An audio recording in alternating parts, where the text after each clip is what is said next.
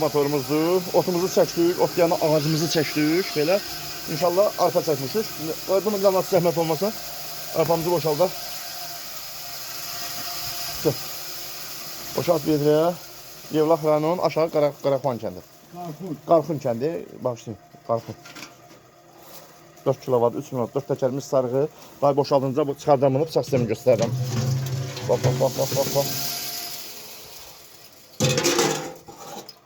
İçərisində bir qram arpa qalmayıb, bax, 38 bıçaqla.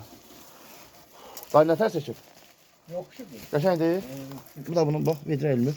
Bu da bunun çəkdiydi, bax onun. Kimə lazım olsa əlaqə saxlayın. Çatdırma qoş, pulsuz, nol fazladır, yer toku. Qoşduq, xolxadıq. Otumuzu bu set genə çəkdik. 35-lik, 65-lik set genə o boyda çəkib. Əgər balaca istəsəz, orada 35-lik setka var, onu qoyarsınız. Amma arpa buradan böyük istəsəm, o setkanı qoyarsınız. Setka burada, savaçlı setka. Bıçaq sistemi dayanıb, daha baxın, 38 bıçaqlı. Şöyle dayı, bunu buradan ayırım, gözün izlamlayarsan. O bağlar.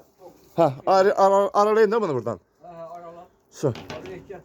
Narahat olma. Narahat olma. Bunu araladım, su. İndi bir də zannet versin, onu bağlayayım. Hə, su. Toku da bağlayayım. Böyle mantyorluq deyirlər, nə istəyirsiniz?